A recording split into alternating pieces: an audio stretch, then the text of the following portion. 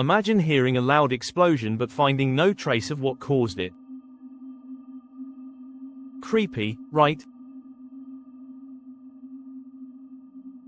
Mystery booms have been reported for centuries, especially near coastlines and fault lines.